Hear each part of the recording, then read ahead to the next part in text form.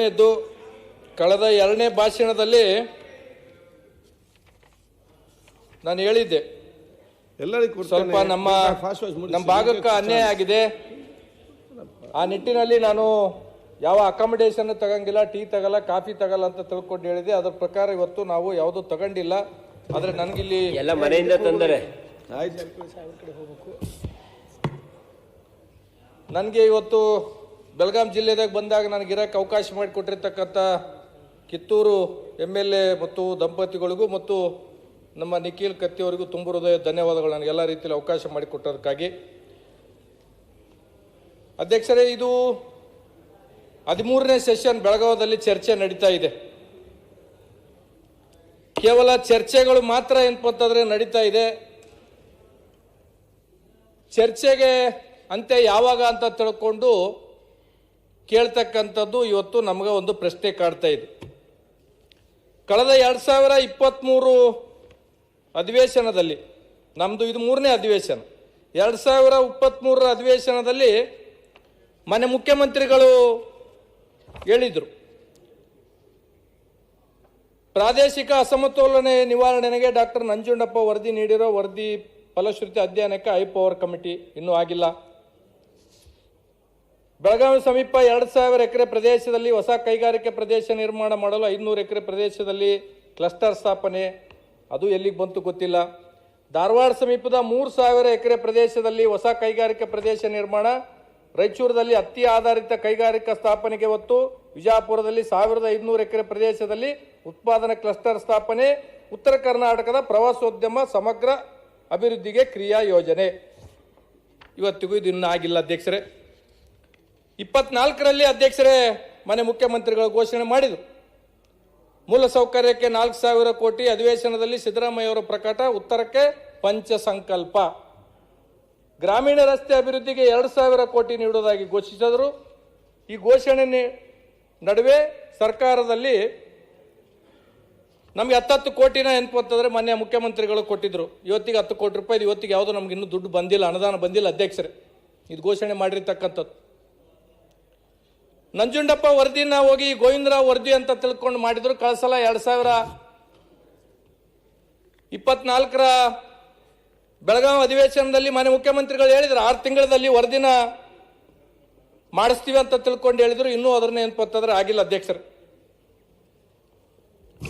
ನಮ್ಗಿರ್ತಕ್ಕಂಥ ಸಮಸ್ಯೆಗಳದ್ದು ಪಟ್ಟಿ ಭಾಳ ಆಗಿದೆ ಅಧ್ಯಕ್ಷರೇ.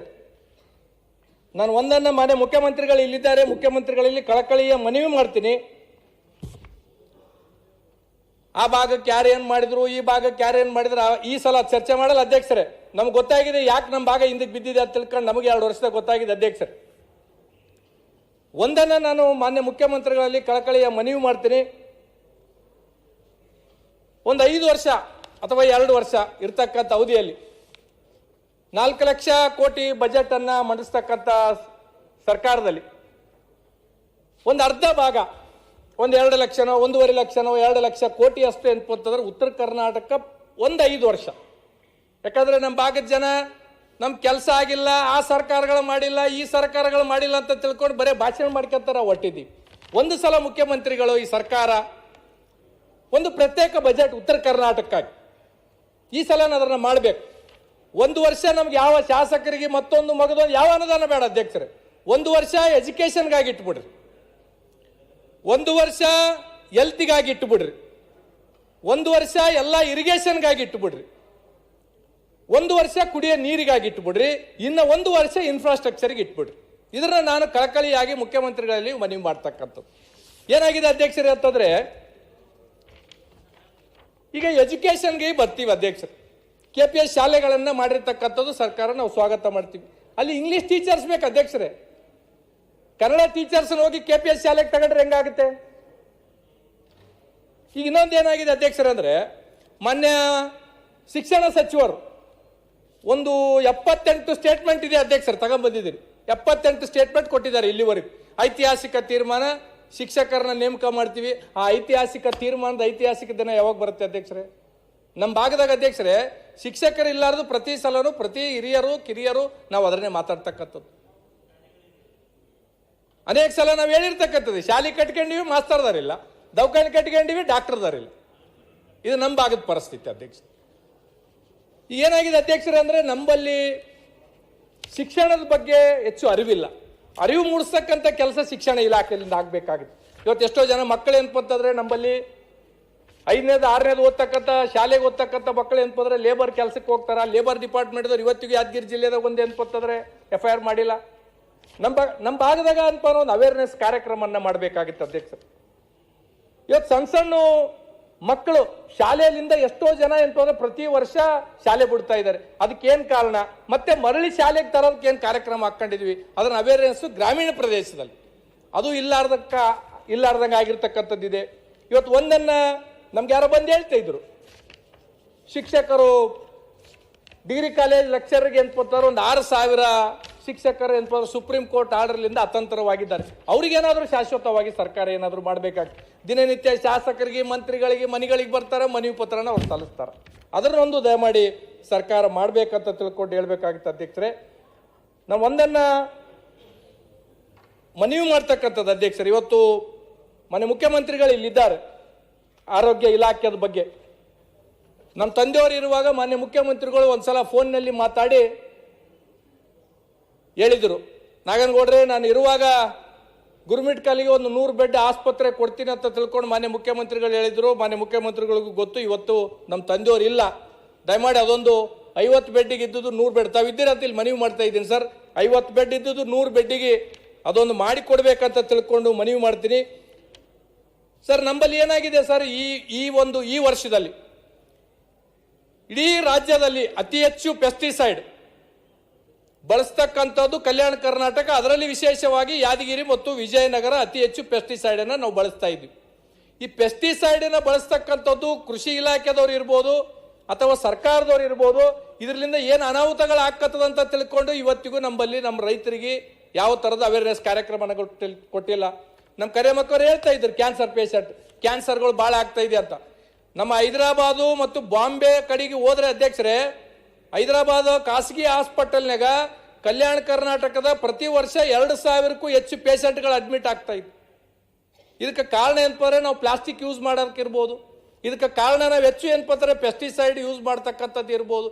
ಇದ್ರ ಬಗ್ಗೆ ಸರ್ಕಾರ ಏನಪ್ಪಂತಂದ್ರೆ ನಮ್ಮ ಭಾಗದ ಜನಕ ಈ ಸಲ ಕೃಷಿ ಇಲಾಖೆ ಅಧಿಕಾರಿಗಳು ಕೊಟ್ಟಿರ್ತಕ್ಕಂಥ ವರದಿಯಲ್ಲಿ ಅಧ್ಯಕ್ಷರೇ ಅತಿ ಹೆಚ್ಚು ಪೆಸ್ಟಿಸೈಡ್ ಯಾದಗಿರಿ ಜಿಲ್ಲೆನ ನಾವು ಯೂಸ್ ಮಾಡಿರ್ತಕ್ಕಂಥದ್ದು. ಇದ್ರ ಬಗ್ಗೆ ಸ್ವಲ್ಪ ಸರ್ಕಾರ ಹೆಚ್ಚು ಗಮನ ಹರಿಸಬೇಕಾಗುತ್ತೆ. ಆಮೇಲೆ ಅಧ್ಯಕ್ಷರೇ, ನಾವು ನಮ್ಮ ಕಮಿಟಿಯಲ್ಲಿ ಕೋನರೆಡ್ಡಿ ಅವರು ನಮ್ಮ ಕಮಿಟಿ ಅಧ್ಯಕ್ಷರು, ನಾವು ಕೊಪ್ಪಳ ರಾಯಚೂರು ಮಹಿಳಾ ಮತ್ತು ಮಕ್ಕಳ ಇಲಾಖೆ ಕಡೆಯಿಂದ ಹೋಗಿದ್ವಿ. ಹೋದಾಗ ನಾವು ಅಲ್ಲೆಲ್ಲ ಗರ್ಭಿಣಿ ಸ್ತ್ರೀಯರ ತಾಯಿ ಕಾರ್ಡ್ಗಳನ್ನು ಪರೀಕ್ಷೆ ಮಾಡಿದ್ವಿ. ನಾನು ನನ್ನ ಕ್ಷೇತ್ರದಲ್ಲಿ ಎಲ್ಲ ಆಸ್ಪತ್ರೆಗಳಿಗೆ ಹೋದಾಗ ಅಧ್ಯಕ್ಷರೇ, ಪ್ರೆಗ್ನೆಂಟ್ ಆಗಿರ್ತಕ್ಕಂಥ ತಾಯಿಯಂದಿರು ಹಿಮೋಗ್ಲೋಬಿನ್ 10, 11 ಇರುತ್ತೆ ಅಧ್ಯಕ್ಷರೇ. ಅವ್ರು ಪ್ರೆಗ್ನೆಂಟ್ ಆದಮೇಲೆ ಆಸ್ಪತ್ರೆಗೆ ಬಂದರೆ ಜಾಸ್ತಿ ಆಗಬೇಕು, 10ರಿಂದ 9ಕ್ಕೆ ಬರುತ್ತೆ, 8ಕ್ಕೆ ಬರುತ್ತೆ, 7ಕ್ಕೆ ಬರುತ್ತೆ. 7ಕ್ಕೆ ಬಂದಮೇಲೆ ಅವ್ರನ್ನ ಗೌರ್ಮೆಂಟ್ ಹಾಸ್ಪಿಟಲ್ಗೆ ಯಾದಗಿರಿಗೋ ರಾಯಚೂರಿಗೋ ಕಲಬುರಗಿಗೋ ಕಳಿಸ್ತೀವಿ. ಅವಾಗ ಏನಪ್ಪಂತಂದ್ರೆ ತಾಯಿ ಸಾಯ್ತಾಳೋ ಗೊತ್ತಿಲ್ಲ, ಮಗು ಸಾಯ್ತದೋ ಗೊತ್ತಿಲ್ಲ. ಇದಕ್ಕೆ ಏನಾಗ್ತಾ ಇದೆ ಅಂತ ತಿಳ್ಕೊಂಡು ಮಾನ್ಯ ಕಾರ್ಯದರ್ಶಿಗಳಿಗೆ ಮೊನ್ನೆ ಕೇಳಿದಾಗ ಒಂದೇನೋ ಇಂಜೆಕ್ಷನ್ ಏನೋ ಕೊಡ್ತಾ ಇದ್ದಾರೆ ಅಂತ. ಆ ಇಂಜೆಕ್ಷನ್ ಇನ್ನೂ ನಮ್ಮ ಭಾಗಕ್ಕೆ ಬಂದಿಲ್ಲ ಅಧ್ಯಕ್ಷರು. ಯಾಕಂದ್ರೆ ನಮ್ಮಲ್ಲಿ ಪೌಷ್ಟಿಕಾಂಶ ಇರ್ಬೋದು ಅಥವಾ ಆರೋಗ್ಯದ ಬಗ್ಗೆ ನಮ್ಗೆ ಹೆಚ್ಚಿನ ಅರಿವು ಇಲ್ಲಾರ್ದಿರ್ಬೋದು, ಅದರಲ್ಲಿಂದ ಸಮಸ್ಯೆ ಆಗ್ತಾ ಇದೆ. ಇದು ಸರ್ಕಾರ ಆ ಇಂಜೆಕ್ಷನ್ಗಳನ್ನ ನಂಬಲ್ಲಿ ಕೊಡಬೇಕಾಗಿತ್ತು. ಮೊನ್ನೆ ಮುಖ್ಯಮಂತ್ರಿಗಳು ಕಳಿಸಲ ಹೇಳಿದ್ರು, ಕಲ್ಯಾಣ ಕರ್ನಾಟಕ PHCಗಳಿಗೆ ಫೈನಾನ್ಷಿಯಲಿ ಆಗಿ ಯಾವುದೇ ಥರದ್ದು ಕೊಡಬೇಕಾಗಿತ್ತಂದ್ರೆ ಅದಕ್ಕೆ ಯಾವ ಮಾನದಂಡಗಳು ಇಲ್ಲ ಅಂತ ತಿಳ್ಕೊಂಡು ಹೇಳಿದ್ದಾರೆ. ಈಗ ನಮ್ಮ ಕ್ಷೇತ್ರದಲ್ಲಿ ನಮ್ಮ ಭಾಗದಾಗ ನಾವು PHCಗಳನ್ನು ಕೇಳಿದ್ರೆ ಇಲ್ಲ 20,000ಕ್ಕೂ ಹೆಚ್ಚು ಜನಸಂಖ್ಯೆ ಇದ್ರೆ ಮಾತ್ರ PHCಗಳನ್ನು ಕೊಡ್ತೀವಿ ಅಂತ ತಿಳ್ಕೊಂಡು ಹೇಳ್ತಾ ಇದ್ದಾರೆ. ಈ ಎಲ್ಲ ರಿಲ್ಯಾಕ್ಸೇಷನ್ಸ್ ಅನ್ನ ನಮಗೆ ಕೊಡ್ಬೇಕು. ಈಗ ಇನ್ನೊಂದು ಏನಾಗಿದೆ ಅಧ್ಯಕ್ಷರೇ ಅಂದ್ರೆ, ಒಂದು ಆರೋಗ್ಯ ಇಲಾಖೆದವರು ಒಂದು ಆದೇಶ ಹೊರಡಿಸಿದ್ದಾರೆ. ಈ CHCದಾಗಿರ್ತಕ್ಕಂಥ PHCದಾಗಿರ್ತಕ್ಕಂಥ ಸ್ಪೆಷಲಿಸ್ಟ್ಗಳನ್ನ ತಾಲೂಕಾ ಆಸ್ಪತ್ರೆಗಳಿಗೆ ಶಿಫ್ಟ್ ಮಾಡಬೇಕಂತ ತಿಳ್ಕೊಂಡು ಇಲ್ಲೇ ಇರ್ತಕ್ಕಂಥ ಮುಖ್ಯಮಂತ್ರಿಗಳಲ್ಲಿ ನಾನು ಮನವಿ ಮಾಡ್ತಕ್ಕಂಥದ್ದು ಇಷ್ಟೇ, ನಮ್ಮಲ್ಲಿ ಆರೋಗ್ಯದ ಅರಿವು ಬಹಳ ಕಡಿಮೆ ಇದೆ ಕಲ್ಯಾಣ ಕರ್ನಾಟಕದಲ್ಲಿ ಅಥವಾ ಉತ್ತರ ಕರ್ನಾಟಕದಲ್ಲಿ. ಈ ಆದೇಶಕ್ಕೆ ಸ್ವಲ್ಪ ನಮ್ಮ ಭಾಗಕ್ಕೆ ರಿಲ್ಯಾಕ್ಸೇಷನ್ ಕೊಡ್ಬೇಕಂತ ತಿಳ್ಕೊಂಡು ತಮ್ಮ ಮುಖಾಂತರ ನಾನು ಕಳಕಳಿಯಾಗಿ ಅವರಲ್ಲಿ ಮನವಿ ಮಾಡ್ತಕ್ಕಂಥದ್ದು ಅಧ್ಯಕ್ಷರೇ. ನಮ್ಮ ಸಭಾಧ್ಯಕ್ಷರೇ, ಅದು PHC ಬಗ್ಗೆ ತಾವೇನು ಮಾತಾಡ್ತಾ ಇದ್ರಿ, ಅದಕ್ಕೆಲ್ಲ IPHS ಸ್ಟ್ಯಾಂಡರ್ಡ್ ಪ್ರಕಾರನೇ ಮಾಡಬೇಕು. ನಾವು ಆರೋಗ್ಯ ಇಲಾಖೆ ಮತ್ತು ಕಲ್ಯಾಣ ಕರ್ನಾಟಕ ಅಭಿವೃದ್ಧಿ ಮಂಡಳಿ ವತಿಯಿಂದ ಸುಮಾರು 65 PHC ಮಾಡಬೇಕಂತ ನಾವು ಮಾಡಿದ್ವಿ. ಆದರೆ ಅದರದ್ದೆಲ್ಲ rules and regulation IPH standard ಇದೆ, ಅದರ ಪ್ರಕಾರನೇ ಮಾಡಬಹುದು. ಸರ್, ಈಗ ಮುಖ್ಯಮಂತ್ರಿಗಳು ಅನೇಕ ಸಲ ಹೇಳಿರ್ತಕ್ಕಂಥದ್ದು ಇದೆ ಅಧ್ಯಕ್ಷರೇ. ಈ ತರದ್ದು ಯಾವುದೇ ಸಮಸ್ಯೆಗಳು ಬಂದಾಗ ಕಲ್ಯಾಣ ಕರ್ನಾಟಕ ರಿಲ್ಯಾಕ್ಸೇಷನ್ ಕೊಡ್ರಿ ಅಂತ ಮಾನ್ಯ ಮುಖ್ಯಮಂತ್ರಿಗಳು ಅನೇಕ ಸಲ ಹೇಳಿರ್ತಕ್ಕಂಥದ್ದಿದೆ. ನಮ್ಮ ಬಗ್ಗೆದಾಗ ಏನ್ಪತ್ತಂದ್ರೆ ನೀವು ಆರೋಗ್ಯ ಆವಿಷ್ಕಾರ ಅಂತ ತಿಳ್ಕೊಂಡು ಏನ್ ಮಾಡ್ತಾ ಇದ್ರಿ, ಇದರಲ್ಲಿ ರಿಲ್ಯಾಕ್ಸೇಷನ್ ಕೊಡ್ಬೇಕಂತ ನಮ್ಮ ಧ್ವನಿ ನೀವು ಆಗ್ಬೇಕು ಸರ್. ನೀವೇ ಇಲ್ಲ ಅಂತ ತಿಳ್ಕೊಂಡ್ಬಿಟ್ರೆ ನಾವ್ಯಾರ ಕೇಳ್ಕೊಳ್ಳೋದು ಮಾಡ್ಬೇಕು. ಆಮೇಲೆ ಇನ್ನೊಂದು ಏನಾಗಿದೆ ಅಧ್ಯಕ್ಷರೇ, ಬಹುತೇಕ ಶ್ರೀಮಂತರು ಮಕ್ಕಳಿಲ್ಲಾರ್ದವರು ಏನಂತಂದ್ರೆ ಪ್ರೈವೇಟ್ ಹಾಸ್ಪಿಟ್ಲ್ಗಳಿಗೆ ಹೋಗ್ತಾರೆ ಅಧ್ಯಕ್ಷರೇ. ನಮ್ಮಲ್ಲಿ ಉತ್ತರ ಕರ್ನಾಟಕ ಕಿಮ್ಸ್ನಾಗ ಸರ್ಕಾರ ಒಂದು ಶಾಂಕ್ಷನ್ ಆಗಿದೆ. ಸರ್ಕಾರದಾಗ ಬಡವರ ಮಕ್ಕಳಿಗೆ, ತಾಯಿ ಇಲ್ಲಾರ್ದಂಥವ್ರಿಗೆ, ಮಕ್ಕಳಿಲ್ಲಾರ್ದಂಥ ತಾಯಿಯಂದಿರಿಗೆ ಸರ್ಕಾರಿ ಆಸ್ಪತ್ರೆಗೆ ಬಂದು ಫ್ರೀದಾಗ ಟ್ರೀಟ್ಮೆಂಟ್ ತಗೊಂಡು ಮಕ್ಕಳು ಮಾಡಿಸ್ಕೊಳ್ಳಿ ಅಂತ ತಿಳ್ಕೊಂಡು ಒಂದು IVF ಕೇಂದ್ರವನ್ನ ಕಿಮ್ಸ್ಗೆ ಕೊಟ್ಟಿದ್ದಾರೆ. ಆದ್ರೆ ಅದಕ್ಕೆ ಇವತ್ತಿಗೂ ದುಡ್ಡು ಬಿಡುಗಡೆ ಆಗಿಲ್ಲ. ಯಾಕಂತಂದ್ರೆ ನಮ್ಮಲ್ಲಿ ಪ್ರೈವೇಟ್ ಹಾಸ್ಪಿಟ್ಲ್ಗಳಿಗೆ ತಾಯಿಯಂದಿರು ಹೋದ್ರೆ ಅಧ್ಯಕ್ಷರು ಬಡವರು ಹೋಗಕ್ಕೆ ಆಗಂಗಿಲ್ಲ. ಅದಕ್ಕೆ ಇದ್ರನ್ನ ಒಂದು ಸ್ವಲ್ಪ ಮಾನ್ಯ ಮುಖ್ಯಮಂತ್ರಿಗಳು ಇದಕ್ಕೆ ಒಂದಿಷ್ಟು ಗಮನ ಹರಿಸಿ ದುಡ್ಡುಗಳನ್ನು ಕೊಟ್ರೆ ಬಡ ಮಕ್ಕಳು ತಾಯಂದ್ರೆ ಏನ್ಪಟ್ಟಂದ್ರೆ ನೆನ್ಪಿಡ್ತಕ್ಕಂಥ ಕೆಲಸ ಆಗ್ತದೆ. ಆಮೇಲೆ ಅಧ್ಯಕ್ಷರು ಇನ್ನೊಂದು ಏನಾಗಿದೆ, ಈ NHM ಸರ್ವೆಂಟ್ಸ್ ಏನಾಗಿದೆ ಅಧ್ಯಕ್ಷರೇ, ಅವ್ರು ಸುಮಾರು 10-12 ವರ್ಷದಿಂದ ಕೆಲಸ ಮಾಡ್ತಾ ಇದ್ದಾರೆ. ಈಗ ಅವರಿಗೆ ಸರ್ಕಾರ ಏನೋ ತೆಗಿಬೇಕಂತ ತಿಳ್ಕೊಂಡು ಹೇಳ್ತಾ ಇದೆ. ಮಾನ್ಯ ಉಪಮುಖ್ಯಮಂತ್ರಿಗಳು ಸರ್ಕಾರಕ್ಕೊಂದು ಮನವಿ ಮಾಡಿದ್ದಾರೆ. ನಾವು ಕಾಂಗ್ರೆಸ್ ಸರ್ಕಾರ ಗ್ಯಾರಂಟಿಗಳಲ್ಲಿ ಘೋಷಣೆ ಮಾಡಿದ್ದೀವಿ, ಹಾಗಾಗಿ ಅಂತಂದ್ರೆ ಇವ್ರನ್ನ ಕಾಯಂಗೊಳಿಸ್ಬೇಕಂತ ತಿಳ್ಕೊಂಡು ಅನೇಕ ಜನ ಅವ್ರು ಬೀದಿಗೆ ಬಿದ್ದಿದ್ದಾರೆ. ಶಾಸಕರು ಮತ್ತು ಮಂತ್ರಿಗಳ ಹತ್ರ, ಬೇರೆ ಬೇರೆಯವ್ರ ಹತ್ರ ಬಂದು ಏನಂತಂದ್ರೆ ಮನವಿ ಮಾಡ್ತಕ್ಕಂಥದ್ದು ಅಧ್ಯಕ್ಷರೇ. ಇವತ್ತು ನಮ್ಮಲ್ಲಿ ಉದ್ಯೋಗಕ್ಕಾಗಿ ಅನೇಕ ಪ್ರತಿಭಟನೆಗಳನ್ನು ಮಾಡ್ತಾ ಇದ್ದಾರೆ. ಇವತ್ತು ಧಾರವಾಡದಲ್ಲಿ ಆರಂಭಗೊಂಡಿದೆ ಅಧ್ಯಕ್ಷರೇ. ಅಲ್ಲಿಂದ ಅನೇಕ ವಿದ್ಯಾರ್ಥಿಗಳು ನಮಗೆ ಫೋನ್ ಮಾಡ್ತಾ ಇದ್ದಾರೆ, ನೀವೆಲ್ಲ ಅಧಿವೇಶನದಾಗಿದ್ದೀರಿ, ಸರ್ಕಾರದಾಗಿದ್ದೀರಿ, ನೀವು ಮಾತಾಡ್ರಿ ಅಂತ ತಿಳ್ಕೊಂಡು. ಇವತ್ತು ಏನಾಗಿದೆ ಅಧ್ಯಕ್ಷರೇ, ನಮ್ಮ ಭಾಗದಾಗ ಈಗಾಗಲೇ ಒಂದು ಪಟ್ಟಿನೂ ನಮ್ಮ ಹತ್ರ ಬಂದಿದೆ ಅಧ್ಯಕ್ಷರು. ಈಗ 6 ತಿಂಗಳ ಒಂದೊಂದು ವರ್ಷಕ್ಕೆ ಅಂತಂದ್ರೆ ಧಾರವಾಡಕ್ಕೆ ಅಂತಂದ್ರೆ ಕೋಚಿಂಗ್ ಬರ್ತಾರೆ. ಕೋಚಿಂಗ್ ಮಾಡ್ಕೊಂಡು ಸಾಲ ಮುಗಿಸ್ಕೊಂಡು ಅಂತಂದ್ರೆ ಮನೆಗೆ ಹೋಗ್ಬೇಕಂದ್ರೆ ತಂದೆ ತಾಯಿ ನೀನು ಏನಾದ್ರು ನೌಕರಿ ಮಾಡ್ಕಪ್ಪ, ಇಲ್ಲಿ ಬಂದ್ರೆ ಅಂತಂದ್ರೆ ನಾವೇನು ಉತ್ತರ ಕೊಡ್ಬೇಕಂತ ತಿಳ್ಕೊಂಡು ಅಂತಂದ್ರೆ ಅಲ್ಲಿ ಮಕ್ಕಳಿಗೆ ಒತ್ತಡ ಆಗ್ತಾ ಇದ್ದಾರೆ. ಅವ್ರು ಸಾಲ ಸೂಲ ಮಾಡ್ಕೊಂಡ್ ಬಂದು ಇಲ್ಲಿ ಕೋಚಿಂಗೂ ಮುಗಿತೆ. ಅವ್ರು ಕೋಚಿಂಗ್ ಆದ್ಮೇಲೆ ಏನ್ ಮಾಡ್ಬೇಕಂಬೋದು ಅತಂತ್ರದಾಗ ವಿದ್ಯಾರ್ಥಿಗಳಿದ್ದಾರೆ. ಇವತ್ತು 2,24,000 ರೂಪಾಯಿ, 2,84,000 ಇರ್ತಕ್ಕಂಥ ಖಾಲಿ ಇರ್ತಕ್ಕಂಥ ಪೋಸ್ಟ್ಗೆ ಕೇವಲ 24,000 ಕಾಲ್ ಫಾರ್ಮ್ ಮಾಡಿದಿರಿ. ಅದರಲ್ಲಿ ಏನಪ್ಪಂದ್ರೆ 2 ವರ್ಷ ನೆನಪಂತಂದ್ರೆ ಏರಿಕೆ ಮಾಡಿದಿರಿ, ಸಂತೋಷ. ಆದ್ರೆ ಕಾಲ್ ಫಾರ್ಮ್ ಅನ್ನ ಪೂರ ಮಾಡ್ಬೇಕಲ್ಲ. ಇಲ್ಲಿ ಇರ್ತಕ್ಕಂಥ ವಿದ್ಯಾರ್ಥಿಗಳು ಏನಪ್ಪಂದ್ರೆ ನಮಗೆ ಬಂದು ದಿನನಿತ್ಯ ಏನಪ್ಪಂದ್ರೆ ನೀವು ಮಾತಾಡ್ರಿ ಅಂತ ತಿಳ್ಕೊಂಡು ಹೇಳ್ತಾರೆ. ಇದಕ್ಕೇನಾದ್ರೂ ಸರ್ಕಾರ ಗಂಭೀರವಾಗಿ ತಗೋಬೇಕಾಗುತ್ತೆ. ಇವತ್ತು ಅಧ್ಯಕ್ಷರೇ, ಇವತ್ತು ಉತ್ತರ ಕರ್ನಾಟಕದಲ್ಲಿ ನಂಬಲ್ಲಿ ಅನ್ಕೋತಾರೆ ಒಳ್ಳೆ ಫ್ಯಾಕ್ಟ್ರಿಗಳನ್ನ ಕೊಡ್ಬೇಕಂತ ತಿಳ್ಕೊಂಡು ಹೇಳಿದ್ವಿ. ಅನೇಕ ಸಲ ಮುಖ್ಯಮಂತ್ರಿಗಳು ಘೋಷಣೆ ಮಾಡಾಗಿದೆ. ಈ ನಂಬಲ್ಲಿ ಉತ್ತರ ಕರ್ನಾಟಕದವ್ರು ಇಂಡಸ್ಟ್ರಿ ಮಿನಿಸ್ಟ್ರು ನಮ್ಮವರೇ, ITBT ಮಿನಿಸ್ಟ್ರು ನಮ್ಮವರೇ, ಸ್ಮಾಲ್ ಇಂಡಸ್ಟ್ರಿ ಮಿನಿಸ್ಟ್ರು ನಮ್ಮವರೇ, ಸ್ಕಿಲ್ ಡೆವಲಪ್ಮೆಂಟ್ ಇಂಡಸ್ಟ್ರಿ ಮಿನಿಸ್ಟ್ರು ನಮ್ಮವರೇ. ನಾವು ಇವತ್ತಿಗೂ ಏನಪ್ಪಂದ್ರೆ ಒಬ್ಬರಿಗೆ ಏನಪ್ಪಂದ್ರೆ ನೌಕರಿ ಕೊಡಕ್ ಆಗ್ಲಿಲ್ಲ. ಹಾಗಾಗಿ ಅದಕ್ಕೆ ಹೇಳ್ತಾ ಇದೆ, ಎಲ್ಲ ನಮ್ಮವ್ರು ಇಟ್ಕೊಂಡೇ ಕೊಡಕ್ ಆಗ್ತಾ ಇಲ್ಲ. ಹಾಗಾಗಿ ಸರ್ 78 ಪೇಜ್ ಇತ್ತು ಸರ್, ತಾವೇನ ಅಂತೀರಂತ ಕಟ್ ಆಫ್ ಮಾಡಿ 14 ಪೇಜ್ ಇತ್ತು. ಎಲ್ಲರದ್ದು 100 ಪೇಜ್ ಇದೆ. ಮಾತಾಡ್ತೀನಿ ಸರ್, ದಯಮಾಡಿ ಒಂದಿಷ್ಟು ಹಾಗಾಗಿ ಅಧ್ಯಕ್ಷರು ಏನಾಗಿದೆ ಇವತ್ತಂದ್ರೆ, ನಮ್ಮ ಭಾಗದಾಗ ಇಷ್ಟೆಲ್ಲ ಜನ ಇದ್ರು ಸಹ ಇವತ್ತು 18,000 ಇಂಜಿನಿಯರ್ ಸೀಟ್ಗಳು ಏನಪ್ಪಂತಂದ್ರೆ ಖಾಲಿ ಇರ್ತಕ್ಕಂಥದ್ದು ಕಾರಣ ಸರ್ಕಾರದಾಗ ಯಾವ ಪೋಸ್ಟಿಂಗ್ಗಳು ಏನಪ್ಪಂದ್ರೆ ಆಗ್ತಾ ಇಲ್ಲ. ಇವತ್ತು ಏನಾಗಿದೆ ಅಧ್ಯಕ್ಷರೇ ಅಂದ್ರೆ, ನಾವು ಪ್ರತಿ ಸಲನೂ ಏನಪ್ಪಂತಂದ್ರೆ ಮಾತಾಡುವಾಗ ಬಹುತೇಕ ಜನ ಶಾಸಕರು 3 ಜನ 3 ಸಲ 4 ಸಲ 5 ಸಲ 6 ಸಲ 7 ಸಲ 8 ಸಲ MLA ಆಗಿ ಮಂತ್ರಿ ಆಗಿ ಓದೋರು ಏನಪ್ಪಂತಂದ್ರೆ ಬೇರೆ ದಕ್ಷಿಣಕ್ಕೋ ಉತ್ತರಕ್ಕೋ ಅಂತ ತಿಳ್ಕೊಂಡು ತುಲನೆ ಮಾಡ್ತಾರೆ. ನೀವಿರಕಲ್ಕೆ ಏನ್ ಮಾಡಿದ್ರಿ? ನಾನು ಎಲ್ಲ ಪಕ್ಷದವ್ರು ಕೇಳ್ತೀನಿ ಅಧ್ಯಕ್ಷರು. ಇವತ್ತು ನಾವು ಪ್ರತಿ ಸಲ ಇಲ್ಲಿ ಚರ್ಚೆ ಮಾಡುವಾಗ ಮೈಸೂರು ರಾಜರು ಮಾಡಿದ್ರು, ದಕ್ಷಿಣಕ್ಕೆ ಹಂಗಾಯ್ತು, ದಕ್ಷಿಣಕ್ಕೆ PHC ಹಂಗಿದೆ, ದಕ್ಷಿಣಕ್ಕೆ ಶಾಲೆಗಳು ಹಂಗಿದೆ, ದಕ್ಷಿಣಕ್ಕೆ ಅಂತಂದ್ರೆ ಫ್ಯಾಕ್ಟ್ರಿಗಳಿದೆ, IT ಇದೆ.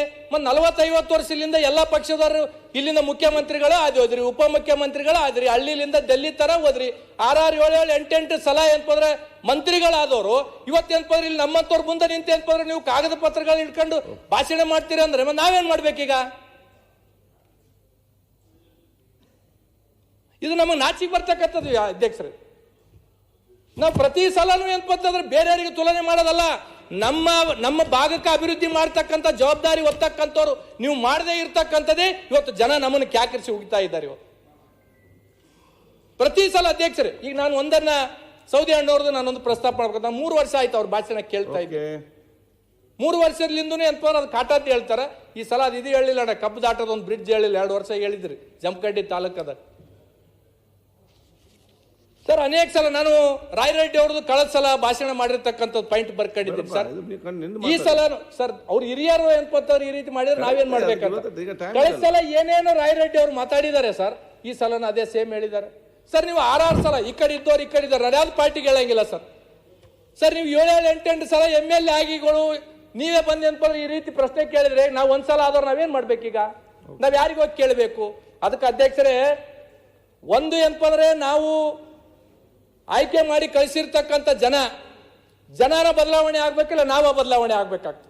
ನಮ್ಮ ಜನ ಹಂಗೆ ಇದ್ದಾರೆ, ಯಾರು ಕೆಲಸ ಮಾಡ್ತಾರ ಅವ್ರಿಗೆ ಮಾಡಂಗಿಲ್ಲ. ಯಾವನೊಬ್ಬ ಜಾತಿ ಅಂತ ತಿಳ್ಕೊಂಡು ಬಂದು ಹೇಳ್ತಾನೆ, ಯಾವನೊಬ್ಬ ದುಡ್ಡು ಅಂತ ತಿಳ್ಕೊಂಡು ಬಂದು ಹೇಳ್ತಾನೆ, ಎಲೆಕ್ಷನ್ ಬಂದು ಡೋಂಗಿತನ ಮಾಡ್ತಾರ, ಅಂತವ್ರಿಗೆ ಓಟ್ ಹಾಕಿದ್ರೆ ಇಂದ ಬಾಯಿಗೆ ಬಂದಂಗೆ ನಮ್ ಬೈಬಿಡ್ತಾರೆ. ಇದು ನಮ್ಮ ಪರಿಸ್ಥಿತಿ ಅಧ್ಯಕ್ಷ. ಒಂದನ್ನ ಉದಾಹರಣೆನ ನಾನು ಕೊಡ್ಬೇಕಾಗಿತ್ತು ಅಧ್ಯಕ್ಷರೇ.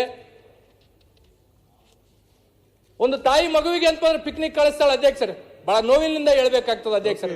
ಒಂದು ತಾಯಿ ಮಗುವಿಗೆ ಪಿಕ್ನಿಕ್ ಕಳಿಸಿದಾಗ ಹೊಸ ಬಟ್ಟೆ ಹಾಕ್ತಾಳ, ಬೂಟ್ ಹಾಕ್ತಾಳ, ಟೈ ಹಾಕ್ತಾಳ, ಚಂದ ಪೌಡರ್ ಹಚ್ಚಿ ಅಂತಂದ್ರೆ ನೋಡಪ್ಪ ನಿನಗೊಂದು ಚಲೋ ಟಿಫಿನ್ ಬುತ್ತಿ ಕಟ್ಟಿದ್ದೀನಿ. ಶಿವಣ್ಣ ಒಂದ್ ನಿಮಿಷ ಕೇಳ್ರಣ್ಣ, ಶಿವರಾಜಣ್ಣ ಒಂದ್ ನಿಮಿಷ. ಪಿಕ್ನಿಕ್ ಅಂತಂದ್ರೆ ಹೋದಾಗ ತಾಯಿ ಹೇಳ್ತಾಳೆ, ನೋಡಪ್ಪ ನೀನ್ ಹೆಂಗ್ ಕಳಿಸಿನಿ, ನೀನ್ ಟಿಫನ್ ತಿನ್ಬೇಕು, ಇನ್ನೊಬ್ರದ್ದು ಯಾರ್ದು ಕೆಡಿಸ್ಬೇಡ, ಯಾರ ಸಂಗಟ ಜಗಳ ಆಡ್ಬೇಡ, ನೀನ್ ಹೆಂಗ್ ಹೋಗಿದ್ ಹಂಗ ಬಂದ್ರೆ ಮುಂದಿನ ಸಲ ನೀನು ಪಿಕ್ನಿಕ್ ಕಳಿಸ್ತೀನಿ, ಇಲ್ಲ ಅಂತಂದ್ರೆ ಕಳ್ಸಂಗಿಲ್ಲ ಅಂತ ತಿಳ್ಕೊಂಡು ಹೇಳಿ ಕಳಿಸ್ತಾರ. ಹಂಗ ಅಂತಂದ್ರೆ ತಾಯಿ ಎಂಬ ಮತದಾರರು 5 ವರ್ಷ ನಮ್ಮನ್ನು ಪಿಕ್ನಿಕ್ ಕಳಿಸ್ತಾರ ಅಧ್ಯಕ್ಷರೇ. ನಾವು ಆತ್ಮವಂಚನೆ ಮಾಡ್ಕೊಂಡು ಕೆಲಸ ಮಾಡಬಾರ್ದು, ಆತ್ಮ ಸಾಕ್ಷಿಯಾಗಿ ಕೆಲಸ ಮಾಡಿದಾಗ ಮಾತ್ರ ಮತ್ತೊಮ್ಮೆ ಆ ತಾಯಿ ಮತದಾರ 5 ವರ್ಷ ನಮಗೆ ಪಿಕ್ನಿಕ್ ಕಳಿಸ್ತಾರ ಅಧ್ಯಕ್ಷರೇ. ಇವತ್ತು ಇರಿಗೇಷನ್ ಬಗ್ಗೆ ಅಂತಂದ್ರೆ ಹೇಳ್ತಾರ ಅಧ್ಯಕ್ಷರೇ. ಇವತ್ತು ಕೃಷ್ಣಾ ಪ್ರಾಜೆಕ್ಟ್ ನ ಮಾನ್ಯ ಮುಖ್ಯಮಂತ್ರಿಗಳು ಹೇಳಿದ್ರು, ಅದನ್ನ 2 ವರ್ಷದಾಗ ಮುಗಿಸ್ತಾರೋ ಎಷ್ಟು ವರ್ಷದಾಗ ಮುಗಿಸ್ತಾರೋ ಅದನ್ನ ಏನಂತಂದ್ರೆ ಕೊನೆಯ ಅವರ ಉತ್ತರದಲ್ಲಿ ಹೇಳ್ಬೇಕಾಗುತ್ತೆ. ಇವತ್ತು ತುಂಗಾಭದ್ರಾ ಗೇಟ್ ಇಂದ ಸಮಸ್ಯೆ ಆಗಿದೆ ಅಧ್ಯಕ್ಷರೇ. ನಾನು ಒಂದನ್ನ ಹೇಳ್ಬೇಕಾಗುತ್ತೆ, ಇವತ್ತು ತುಂಗಾಭದ್ರದ ಗೇಟ್ಗಳಿಗೆ 1 ವರ್ಷದ್ದು ಬೆಳೆ ಇಲ್ಲಾರ್ದಂಗ್ ಮಾಡಿರಲ್ಲ, ಬೇರೆ ಭಾಗಕ್ಕಾದ್ರೆ ರೈತರು ಸುಮ್ಮನೆ ಇರ್ತಿದ್ರೇನು? ಇವತ್ತು ಭೀಮಾ ರಿವರ್ ಬಚಾವೋ ಆಯೋಗದ್ದು ಇವತ್ತು ಕಳೆದ ಸಲ ಏನಪ್ಪಂತಂದ್ರೆ ಉಪಮುಖ್ಯಮಂತ್ರಿಗಳು ಹೇಳಿದ್ರು, ಒಂದು ಕಮಿಟಿ ಮಾಡ್ತೀವಿ, ನೀರ್ ಪೋಲ್ ಹಾಕೋದಕ್ಕ ಏನ್ ಮಾಡ್ಬೇಕಂತ ತಿಳ್ಕೊಂಡು ಹೇಳಿದ್ರು. ಇವತ್ತಿಗೂ ಒಂದು ಕಮಿಟಿ ಮಾಡಕ್ ಆಗ್ಲಿಲ್ಲ. ಇವತ್ತು ನಂಬಲ್ಲಿ ಅಧ್ಯಕ್ಷರೇ ಇಂದ ನಿಜಾಮ್ರು ಯಾವುದೋ ಬ್ರಿಟಿಷರ್ ಕಾಲದಾಗ ಕಟ್ಟಿರ್ತಕ್ಕಂಥ ಅತ್ತಿಕುಣಿ ಮತ್ತು ಸೌದಾಗರ ಡ್ಯಾಮ್ ಅಂತ ತಿಳ್ಕೊಂಡಿದೆ. ನೀರಿದೆ ಕಾಲುವೆಗಳಿಗೆ ಅಂತಂದ್ರೆ ನಾನು ಅನೇಕ ಸಲ ಉಪಮುಖ್ಯಮಂತ್ರಿಗಳಿಗೆ ಭೇಟಿಯಾಗಿ ಅಂತಂದ್ರೆ ಮನವಿ ಮಾಡಿದ್ವಿ. ಯಾವಾಗಲೂ ಭೇಟಿ ಆದಾಗೆಲ್ಲ ಉಪಮುಖ್ಯಮಂತ್ರಿಗಳು ನನ್ನ ಜೊತೆ ಬಹಳ ಚಂದ ಮಾತಾಡಿ ಮೋಟಿವೇಟೆಡ್ ಸ್ಪೀಚ್ ಮಾಡ್ತಾರೆ. ಇವತ್ತಿಗೂ ನನಗೆ ₹1 ಕೊಡ್ಲಿಲ್ಲ. ಆಯ್ತು, ಬೇಗ ಫಿನಿಶ್ ಮಾಡಿ ಕಂದಕೂರ್. ಅಧ್ಯಕ್ಷರೇ, ಒಂದನ್ನ ಮಾನ್ಯ ಮುಖ್ಯಮಂತ್ರಿಗಳು ಇಲ್ಲಿದ್ದಾರೆ, ನಾನು ಮನವಿ ಮಾಡಬೇಕಾಗುತ್ತೆ. ಸರ್, ನಮ್ಮಲ್ಲಿ ಕುಡಿಯೋ ನೀರಿಗೆ ಇಷ್ಟು ಸಮಸ್ಯೆ ಆಗ್ಬಿಟ್ಟಿದೆ ಅಂದ್ರೆ ಸರ್, ನಾವು 2.5 ವರ್ಷ ಆಯ್ತು ಸರ್. 2.5 ವರ್ಷ ಆದ್ಮೇಲೆ ಇವತ್ತಿಗೂ ನಮ್ಮ ಬರೆಗೆ ನನ್ನ ಕ್ಷೇತ್ರದಲ್ಲಿ RO ಪ್ಲಾಂಟ್ ರಿಪೇರಿಗೆ ₹4 ಕೋಟಿ ಬೇಕು ಸರ್. ನಾವು ಇವತ್ತಿಗೂ ಒಂದು ಬೋರ್ವೆಲ್ ಕೊಡ್ಸಕ್ಕಾಗಿಲ್ಲ. ಪ್ರತಿ ಅಧಿವೇಶನದಾಗ ನಾನು ಹೇಳ್ತಾ ಇದ್ದೀನಿ, ಒಂದೇ ಒಂದು ಬೋರ್ವೆಲ್ ಕೊಡಿಸಿಲ್ಲ. ಹಿಂದೆ ಕೊಡಿಸಿರ್ತಕ್ಕಂಥ ಬೋರ್ವೆಲ್ ₹90 ಲಕ್ಷ ಸೆಕ್ರೆಟರಿಲಿಂದ CS ತರ ನಾನು ಲೆಟರ್ ಹಾಕಿ ನನ್ನ ಒಂದು ಬುಕ್ ಲೆಟರ್ ಪ್ಯಾಡ್ ಹೋಯ್ತು. ಇವತ್ತಿಗೆ ನಾನು ₹90 ಲಕ್ಷ ಬೋರ್ವೆಲ್ ಹಾಕಿರ್ತಕ್ಕಂಥದ್ದು ಬಿಲ್ ಆಗಿಲ್ಲ. ಇವತ್ತು ನಮ್ಗೆ ಜನ ಬಂದಂತ ಬೇಸಿಕ್ ಕಾಲದಾಗ ನೀರು ಕೇಳ್ತಾರೆ, ಎಲ್ಲಿಂದ ಕೊಡಬೇಕು? ಊರಿಗೆ RO ಪ್ಲಾಂಟ್ ಕೇಳ್ತಾರೆ, ಇವತ್ತಿಗೆ ₹1 ನಮ್ಗೆ ಅಂತಂದ್ರೆ ದುಡ್ಡು ಕೊಟ್ಟಿಲ್ಲ. ಇವತ್ತು ಜಲಧಾರೆ ಅಂತ ತಿಳ್ಕೊಂಡು ಕಳಿಸಲ್ಲ ಅಧ್ಯಕ್ಷರೇ. ನಾನು ಒಂದು ಕ್ವಶನ್ ಮಾಡಿದ್ದೆ, ಮೊನ್ನೆ ಗೃಹ ಸಚಿವರು ಅಂತಂದ್ರೆ ಉತ್ತರ ಕೊಟ್ಟರು. ಜಲಧಾರೆ ಅಂತ ತಿಳ್ಕೊಂಡು ₹2,000 ಕೋಟಿ ಸ್ಕೀಮ್ ನಡೆದಿದೆ ಅಧ್ಯಕ್ಷರೇ. ಅದ್ರದ್ದು ಎಸ್ಟಿಮೇಟ್ ಹೆಂಗ್ ಮಾಡಿದ್ದಾರೆ ಅಧ್ಯಕ್ಷರ ಅಂತಂದ್ರೆ, ಗ್ರಾಮೋತ್ಥಾನ ಪೈಪ್ ಲೈನ್ ತರ್ತಾರ, ಗ್ರಾಮದಿಂದ OHD ಹೋಗೋದಕ್ಕೆ ಎಸ್ಟಿಮೇಟ್ ಮಾಡಿಲ್ಲ ಅಧ್ಯಕ್ಷರು. ₹2,000 ಕೋಟಿ ಪ್ರಾಜೆಕ್ಟ್ ನಮ್ಮ ಭಾಗಕ್ಕೆ ಬರದೇ ಅಪರೂಪ. ಇಂಥ ಪ್ರಾಜೆಕ್ಟ್ಗಳನ್ನ ಏನಂದ್ರೆ ಸರ್ಕಾರ ಯಾವ ರೀತಿ ನೋಡುತ್ತೆ, ಇದ್ರ ಬಗ್ಗೆ ಏನಾದ್ರೂ ಗಮನ ಹರಿಸಬೇಕು. ಮನೆ ಗೃಹ ಮಂತ್ರಿಗಳು ಇಲ್ಲೇ ಇದ್ದಾರೆ, ಕಳೆದ ಸಲ ಅವರೇ ಉತ್ತರ ಕೊಟ್ಟಿದ್ರು. ನಾನು ಕನ್ಕ್ಲೂಡ್ ಮಾಡಿ. ಹಾಗಾಗಿ ಅಧ್ಯಕ್ಷರಿಗೆ ಏನಾಗಿದೆ ಅಧ್ಯಕ್ಷರೇ, ಜಿಲ್ಲಾ ಪಂಚಾಯತಿ ತಾಲೂಕು ಪಂಚಾಯತಿ ಅನ್ಟೈಡ್ ಫಂಡ್ ಅಂತ ಬರುತ್ತೆ. ನಾವು ಅದರಲ್ಲಿ 4 ಲಕ್ಷ 5 ಲಕ್ಷ ರೂಪಾಯಿ ಒಂದೊಂದು RO ಪ್ಲಾಂಟ್ಗಳು ಕೊಟ್ರೆ CS ಅವ್ರು ಏನ್ಪತ್ತಂದ್ರೆ ನಮಗೆ ರಿಜೆಕ್ಟ್ ಮಾಡಿ ಕಳಿಸ್ತಾ ಇದ್ದಾರೆ. ಇಲ್ಲ, ನಾವು RO ಪ್ಲಾಂಟ್ಗಳನ್ನ ಕೊಡಕ್ಕಾಗಲ್ಲ. ಮತ್ತೆ RO ಪ್ಲಾಂಟ್ಗಳಿಗೆ ದುಡ್ಡು ಯಾರು ಕೊಡ್ಬೇಕು ಅಧ್ಯಕ್ಷರೇ? ಜಿಲ್ಲಾ ಪಂಚಾಯತ್ ದುಡ್ಡು ಕೊಡವಲ್ರು, RWS ದುಡ್ಡು ಕೊಡವಲ್ರು. ಜನ ಬಂದು ನಮಗೆ RO ಪ್ಲಾಂಟ್ ನಾವಾಗ ಯಾರಿಗೆ ಕೇಳಬೇಕು? ಇದ್ರ ಬಗ್ಗೆ ಸರ್ಕಾರ ಮಾನ್ಯ ಮುಖ್ಯಮಂತ್ರಿಗಳು ವಿಶೇಷವಾಗಿ ಕುಡಿಯೋ ನೀರಿಗಾಗಿ ಇವತ್ತು ಫ್ಲಶ್ ಮಾಡ್ಸಕ್ಕೂ ನಮ್ಮ ಹತ್ರ ದುಡ್ಡಿಲ್ಲ, ಬೋರ್ವೆಲ್ ಫ್ಲಶ್ ಮಾಡ್ಸಕ್ಕೂ ದುಡ್ಡಿಲ್ಲ ನಮ್ಮ ಹತ್ರ. ಹಾಗಾಗಿ ದಯಮಾಡಿ ಇದ್ರ ಬಗ್ಗೆ ಮುಖ್ಯಮಂತ್ರಿಗಳು ಸ್ವಲ್ಪ ವಿಶೇಷ ಕಾಳಜಿನ ಏನ್ಪಂತಂದ್ರೆ ವಹಿಸ್ಬೇಕಂತ ತಿಳ್ಕೊಂಡು ಏನ್ಪಂದ್ರೆ ಕೇಳಬೇಕಾಗಿತ್ತು. ಅಧ್ಯಕ್ಷರೇ, ಒಂದು ಕ್ರಾಪ್ ಲಾಸ್ ಇಂದು ಒಂದು ಹೇಳ್ಬೇಕಾಗಿತ್ತು ಅಧ್ಯಕ್ಷರೇ. ನಮ್ಮಲ್ಲಿ ಏನಾಗಿದೆ ಅಧ್ಯಕ್ಷರೇ, ನಾವೇ ಖುದ್ದು ಏನ್ಪಂತಂದ್ರೆ ಕ್ರಾಪ್ ಲಾಸ್ಗಳು ಆದಾಗ ಹೋದಾಗ ಯಾವ ಅಧಿಕಾರಿಗಳು ಸಹ ಫೀಲ್ಡಿಗೆ ಹೋಗ್ಲಿಲ್ಲ. ಮಾನ್ಯ ರೆವಿನ್ಯೂ ಮಿನಿಸ್ಟರ್ ಇಲ್ಲೇ ಇದ್ದಾರೆ. ಯಾವ ಅಧಿಕಾರಿಗಳು ಫೀಲ್ಡಿಗೆ ಹೋಗ್ಲಿಲ್ಲ, ಕೇವಲ ಫೋನ್ ಮಾಡಿ ರೈತರಿಗೆ ಏನ್ಪಂತಂದ್ರೆ ಆಗಿರ್ತಕ್ಕಂಥ ನಿಮ್ದು ಏನು ಲಾಸ್ ಆಗ್ಯದ ಆ ಲಾಸ್ ಆಗಿರ್ತಕ್ಕಂಥದ್ದು GPS ಕೊಡ ಅಂತ ತಿಳ್ಕೊಂಡು ಫೋನ್ ಮಾಡಿ ಹೇಳಿದ್ದಾರೆ. ಆರ್ಟಿಕಲ್ಚರ್ದವರು, ರೆವಿನ್ಯೂದವರು ಮತ್ತೆ ಏನಪ್ಪಂದ್ರೆ ಅಗ್ರಿಕಲ್ಚರ್ದು 3 ಜಂಟಿಯಾಗಿ ಹೋಗ್ಬೇಕಂದ್ರು. ನಮ್ಮ ಜಿಲ್ಲೆದಾಗ 3 ಕಲ್ತ ಅಧಿಕಾರಿಗಳು ಯಾವ ಫೀಲ್ಡ್ಗೂ ಹೋಗೇ ಇಲ್ಲ. ಇವತ್ತು ಏನಾಗಿದೆ ಅಧ್ಯಕ್ಷರ, ನರಗುಂದ ಅಂತ ತಿಳ್ಕೊಂಡು ಒಬ್ಬ ತಾಲೂಕದಾಗ ಅವ್ನು ಕ್ರಾಪ್ ಲಾಸ್ ಲಿಸ್ಟ್ ಬಂದಿಲ್ಲ ಅಂತ ತಿಳ್ಕೊಂಡು ಸುಸೈಡ್ ಅಟೆಂಪ್ಟ್ ಮಾಡ್ಕೊಂಡಿದ್ದಾರೆ. ಇವತ್ತು ಒಂದು ಉದಾಹರಣೆ ಕೊಡ್ಬೇಕಾಗಿತ್ತು ಅಧ್ಯಕ್ಷರ, ರೈತರ ಲಿಸ್ಟ್ ಕೊಟ್ಟಿದ್ದಾರೆ, ಅದನ್ನ ಹೇಳ್ಬೇಕಾಗಿತ್ತು ಅಧ್ಯಕ್ಷರ. ದಯಮಾಡಿ ನಾರಾಯಣಪುರ ಅಚ್ಚುಕಟ್ಟು ಪ್ರದೇಶದ ಎಡದಂಡಿಯ ಡಿಸ್ಟ್ರಿಬ್ಯೂಷನ್ 9 ನೋಟಿಫೈಡ್ ಸೀರಿಯಲ್ ನಂಬರ್, ನೀರಾವರಿ ಇರುವ ಸರ್ವೆ ನಂಬರ್ಗಳು 284. ಮೊನ್ನೆ ರೆವಿನ್ಯೂ ಮಿನಿಸ್ಟರ್ ಇಲ್ಲೇ ಇದ್ದಾರೆ. ಬೆಳೆ ಪರಿಹಾರದ ಪಟ್ಟಿಯಲ್ಲಿ ಇರುವ ನಂಬರ್ಗಳ ಸಂಖ್ಯೆ 413. ಮಾರ್ಗಸೂಚಿಯಂತೆ ನೀರಾವರಿ ಬೆಳೆ ಪರಿಹಾರ ಪಡೆದ ರೈತರು 63, ನೀರಾವರಿ ಬೆಳೆ ಪರಿಹಾರದಿಂದ ವಂಚಿತರಾಗಿರೋರು 350. Okay, finish it. G N. Ganesh sir ದಯಮಾಡಿ 5 ನಿಮಿಷ ಸರ್, ಮಾತಾಡ್ಬೇಕಲ್ಲ ಸರ್, ದಯಮಾಡಿ 5 ನಿಮಿಷ ಎಲ್ಲರೂ ಮಾತಾಡ್ಬೇಕು. 5 ನಿಮಿಷ ಮುಗಿಸ್ತೀನಿ ಸರ್. ಹಾಗಾಗಿ ಏನಾಗಿದೆ ಅಧ್ಯಕ್ಷರೇ ಅಂತಂದ್ರೆ, ಇವತ್ತು ಮಾನ್ಯ ಸಚಿವರು, ಮಾನ್ಯ ಮುಖ್ಯಮಂತ್ರಿಗಳು 2024 ಸೆಪ್ಟೆಂಬರ್ 17 ವಿಮೋಚನಾ ದಿನಾಚರಣೆಗೆ ಬಂದು ಏನಪ್ಪಂದ್ರೆ ನಾನು KKRDBಗೆ ಸಚಿವಾಲಯನ ಮಾಡ್ತೀವಂತ ತಿಳ್ಕೊಂಡು ಹೇಳಿದ್ರು. ಮಾನ್ಯ ಅಧ್ಯಕ್ಷರು ಇಲ್ಲೇ ಇದ್ದಾರೆ, ಇವತ್ತಿಗೆ ಏನಪ್ಪಂದ್ರೆ ಅದು ಮಾಡಿಲ್ಲ ಅಧ್ಯಕ್ಷರೇ. ಬಹುತೇಕ ಜನ ಇಲ್ಲೆಲ್ಲರೂ ಮಾತಾಡ್ತೀರಿ 5,000 ಕೋಟಿ 5,000 ಕೋಟಿ ಅಂತ ತಿಳ್ಕೊಂಡು. ಸರ್, ನಾವು 5,000 ಕೋಟಿ ರೀಚ್ ಆಗಿಲ್ಲ ಸರ್. ಇನ್ನು ಕೇವಲ 3,000 ಕೋಟಿಗೆ ಅಂತ ತಿಣಕ್ಲಾಕತ್ತೀವಿ. 5,000 ಕೋಟಿ ರೀಚ್ ಆಗಿಲ್ಲ. ನಾವು 5,000 ಕೋಟಿ ಯಾಕೆ ರೀಚ್ ಆಗಿಲ್ಲ ಅಂದ್ರೆ ಮಾನ್ಯ ಅಧ್ಯಕ್ಷರು ಇಲ್ಲೇ ಇದ್ದಾರೆ. ನಾನು ಹೇಳಿದೆ ಸರ್, ಒಬ್ಬ ಸೆಕ್ರೆಟರಿ ಬಂದಿದ್ದಾರೆ ಅಲ್ಲಿ, KKRDB ಸೆಕ್ರೆಟರಿ. ಆ KKRDB ಸೆಕ್ರೆಟರಿ ಅಜಯ್ ಸಿಂಗ್ ಅವ್ರ ಹೆಸರು ಕೆಡಿಸ್ಬೇಕಂತ ಬಂದಿದ್ದಾರೋ ಅಥವಾ ಮುಖ್ಯಮಂತ್ರಿಗಳ ಹೆಸರು ಕೆಡಿಸ್ಬೇಕಂತ ಬಂದಿದ್ದಾರೋ, ಇವತ್ತಿಗೂ ನಮ್ಗೆ ರೀಚ್ ಆಗಕ್ ಸಾಧ್ಯ ಆಗ್ತಾ ಇಲ್ಲ. ನಿಮ್ಗೆ ಅನೇಕ ಸಲ ಹೇಳಿರ್ತಕ್ಕಂಥದ್ದು ಇದೆ ಸರ್. ದಯಮಾಡಿ ನೀವು ಹೇಳಕಲ್ ಕೇಳಿ, ನೀವು ಹೇಳಕಲ್ ಕೇಳಿ ದಯಮಾಡಿ. ಮತ್ತೆ ಮಾತಾಡಿ, ಸಮಸ್ಯೆಗಳನ್ನು ಹೇಳ್ತೀನಿ. ಕನ್ಕ್ಲೂಡ್ ಮಾಡಿ ಗಣೇಶ್, ಮಾತಾಡಿ. ಈಗ ನಾನು ಮಾತಾಡ್ತೀನಿ ಅಂತ ತಿಳ್ಕೊಂಡು ಮಾತಾಡ್ತೀನಿ. ನಿಮ್ಮ ಆತ್ಮಕ್ಕೆ ಗೊತ್ತಿದೆ ಏನ್ ಆಗ್ತಾ ಇದೆ ಕಲ್ಯಾಣ ಕರ್ನಾಟಕ. ಕಂಪ್ಲೀಟ್ ಮಾಡಿ, ಅವ್ರಿಗೆ ಯಾಕೆ ಉತ್ತರ ಕೊಡಿ. ಹಾಗಾಗಿ ಏನಾಗಿದೆ ಸರ್ ಅಂದ್ರೆ 3,000 ಕೋಟಿ ನಾವು ರೀಚ್ ಆಗ್ತಾ ಇಲ್ಲ.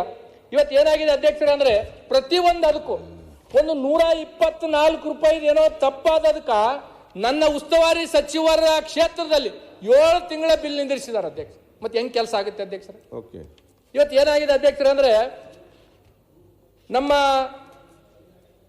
ಕಲ್ಯಾಣ ಕರ್ನಾಟಕ KKRDBಗೆ 224 ಇಂಜಿನಿಯರ್ಸ್ ಬೇಕು ಅಧ್ಯಕ್ಷರು. ಸರ್ಕಾರ ಕೇವಲ 22 ಕೊಟ್ಟಿದೆ. ನಮಗೆ ಮ್ಯಾನ್ ಪವರ್ ಇಲ್ಲ, ಮನಿ ಪವರ್ 5,000 ರೂಪಾಯಿ 5,000 ಕೋಟಿ ಕೊಟ್ಟಿದ್ದಾರೆ.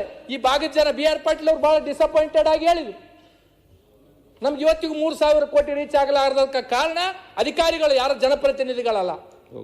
ಇದನ್ನ ದಯಮಾಡಿ ಅಧ್ಯಕ್ಷರೇ ಅಂತಂದ್ರೆ, ನಿಮಗೆ ಕೆಟ್ಟ ಹೆಸರು ತರಕ್ಕೆ ಕೂತಿರ್ತಕ್ಕಂಥದ್ದು ಇದೆ, ಅದ್ರ ಬಗ್ಗೆ ಸ್ವಲ್ಪ ಹೆಚ್ಚು ಗಮನ ಹರಿಸಬೇಕಾಗ್ತದೆ.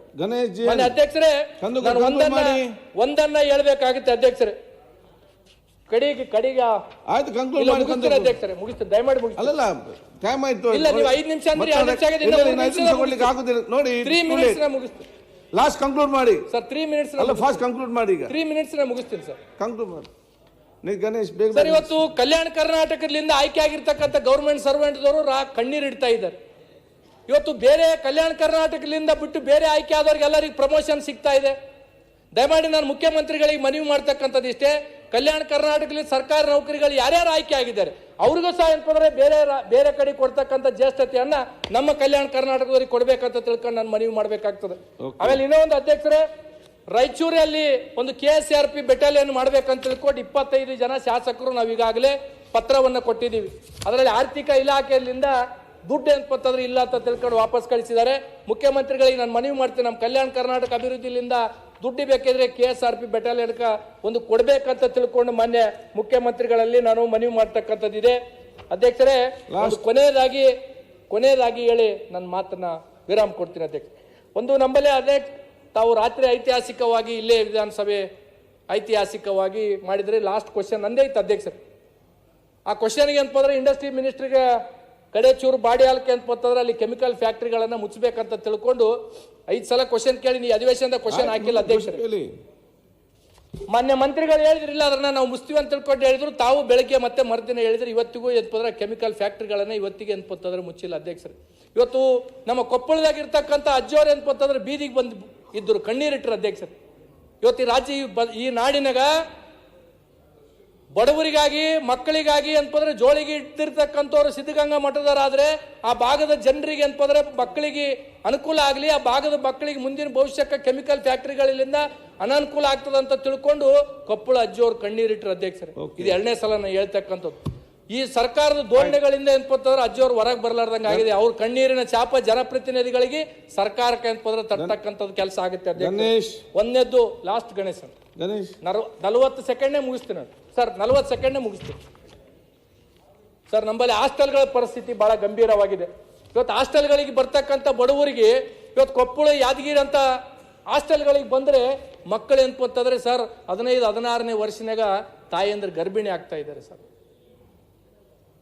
ಇದ್ರ ಬಗ್ಗೆ ಸರ್ಕಾರ ಮತ್ತು ಮಾನ್ಯ ಮುಖ್ಯಮಂತ್ರಿಗಳಲ್ಲಿ ಬಹಳ ಗಂಭೀರವಾಗಿ ನಾನು ಮನವಿ ಮಾಡ್ತಕ್ಕಂಥದ್ದು ಇಷ್ಟೇ ಇದೆ. ಯಾವ ಹಾಸ್ಟೆಲ್ಗಳಿಗೆ ಬಡವರು ಬರ್ತಾರೆ ಅಲ್ಲಿ ಪ್ರತಿ ತಿಂಗಳು ಆರೋಗ್ಯ ಇಲಾಖೆದವರು ಟೆಸ್ಟ್ ಮಾಡ್ತಾರೆ. ಕೇವಲ ಒಮ್ಮಿಗೆ 9 ತಿಂಗಳು ಡೆಲಿವರಿ ಅಂತ ತಿಳ್ಕೊಂಡು ಬರ್ತಾರಂದ್ರೆ ಯಾರು ದೋಷಣೆ ಇದಕ್ಕೆ? ಯಾರು ಏನಪ್ಪಂದ್ರೆ ಇದಕ್ಕೆ ಮಾಡಬೇಕಾಗುತ್ತೆ, ಇದಕ್ಕೆ ಏನಪ್ಪಂದ್ರೆ ಮಾಡಬೇಕಾಗುತ್ತೆ. ಆಮೇಲೆ ಲೈಬ್ರರಿ ವರ್ಕರ್ಸ್ ಲೈಬ್ರರಿ ವರ್ಕರ್ಸ್